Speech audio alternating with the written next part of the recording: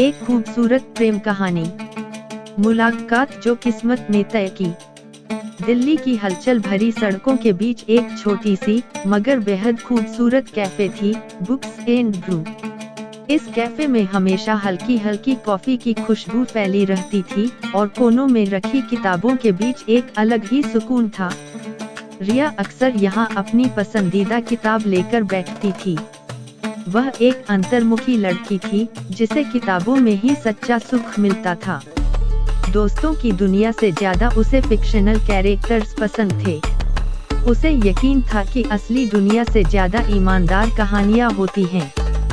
दूसरी ओर अर्जुन था मस्त मौला, हर वक्त हंसते मुस्कुराते रहने वाला एक ट्रैवल ब्लॉगर जिसे रोमांच से प्यार था। दुनिया भर की नई जगहों को एक्सप्लोर करना उसकी जिंदगी थी। उस दिन अर्जुन पहली बार उस कैफे में आया था। तेज बारिश हो रही थी और वह जल्दी से अंदर घुसा। भागते भागते वह रिया की टेबल से टकरा गया और उसकी कॉफी पूरी किताब पर गिर गई। रिया गुस्से में उठ खड़ी हुई, तुम्हें देखकर चलने की तमीज नहीं है। अर्जुन झेंप गया, लेकिन फिर एक शरारती मुस्कान के साथ बोला, मुझे माफ कर दो, लेकिन शायद ये ब्रह्मांड का इशारा है कि हमें बात करनी चाहिए। रिया ने उसे घूरा और अपनी भीगी हुई किताब उठाकर वहां से चली गई। अर्जुन मुस्कुराता रह गया। अनजाने एहसास। अर्जुन को रिया में कुछ अलग महसूस हुआ। उसकी सादगी, उसकी गहराई और सबसे ज्यादा उसकी आंखें जिनमें कोई अनकहा दर्द छुपा था। उसने तय किया कि वो रिया से दोस्ती जरूर करेगा। अर्जुन अब हर रोज उसी कैफे में आने लगा। कभी कभी वह रिया की टेबल के पास बैठ जाता और बिना कुछ कहे किताब पढ़ने लगता। धीरे धीरे रिया को अर्जुन की मौजूदगी से फर्क पड़ने लगा। एक दिन अर्जुन ने मुस्कुराकर पूछा, तुम हमेशा किताबों में क्यों खोई रहती हो? बाहर की दुनिया भी बहुत खूबसूरत है। रिया ने बिना देखे जवाब दिया, क्योंकि किताबों की दुनिया में कोई धोखा नहीं होता। अर्जुन को एहसास हुआ कि रिया के दिल में कोई पुराना जख्म था। उसने ठान लिया कि वो रिया की जिंदगी में खुशियां वापस लाकर रहेगा।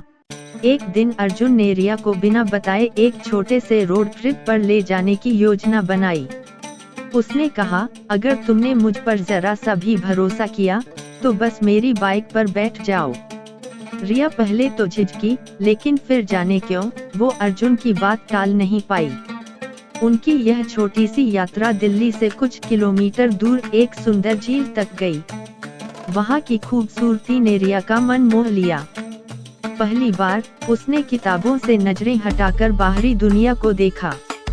अर्जुन ने मुस्कुराकर कहा, देखो, असली दुनिया भी खूबसूरत हो सकती है, बस उसे सही नजरों से देखने की जरूरत है। रिया हल्की सी मुस्कुराई। यह पहली बार था जब अर्जुन ने उसे हंसते देखा। अर्जुन और रिया की दोस्ती गहरी हो चुकी थी। अर्जुन जानता था कि वह रिया को पसंद करने लगा था, लेकिन उसने कभी खुलकर कहा नहीं। एक दिन जब रिया लाइब्रेरी में बैठी थी तो अचानक उसके पास एक किताब आकर गिरी। उसने देखा, अर्जुन वहां खड़ा था।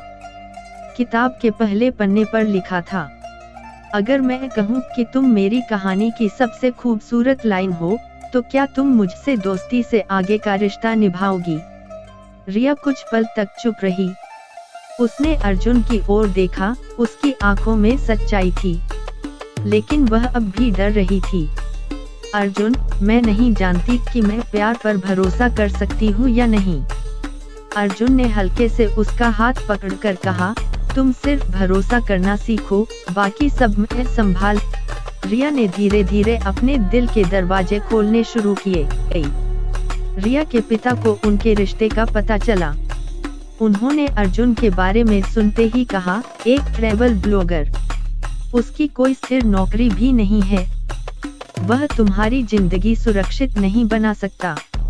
रिया के लिए अपने पिता की नाराजगी सहना मुश्किल था। उसने अर्जुन से दूरी बनानी शुरू कर दी। एक दिन अर्जुन उसके घर के पास आया और कहा, रिया, क्या तुम सच में मुझसे दूर जाना चाहती हो? रिया की आंखों में आंसू थे, लेकिन उसने कुछ नहीं कहा। अर्जुन ने एक आखिरी कोशिश की, वह सीधे रिया के पिता से मिलने गया। मैं जानता हूँ कि आप अपनी बेटी के लिए सबसे अच्छा चाहते हैं, लेकिन क्या आपने कभी उसकी खुशी के बारे में सोचा है? रिया के पिता चुप हो गए। अर्जुन की आंखों में सच्चाई दिख रही थी, लेकिन वह अब भी पूरी तरह तैयार नहीं थे। अध्याय 6 बिछड़ने के बाद रिया को घर के अंदर बंद कर दिया गया। उसके माता पिता ने उसकी शादी एक और लड़के से तय कर दी। शादी के ठीक एक दिन पहले अर्जुन को यह खबर मिली। वह भागता हुआ रिया के घर पहुंचा। बारिश हो रही थी, लेकिन उसे कोई परवाह नहीं थी।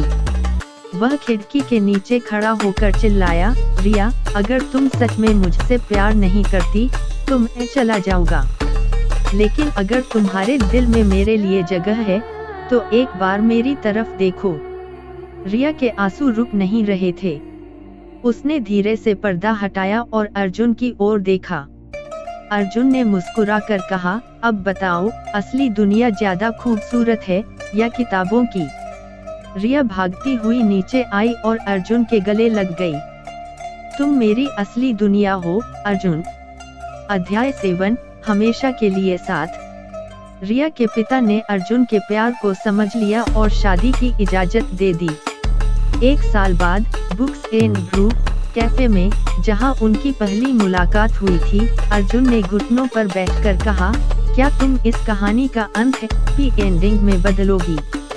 रिया ने मुस्कुराकर कहा, असली कहानियां कभी खत्म नहीं होती, वो हमेशा जिंदा रहती हैं, जैसे हमारा प्यार।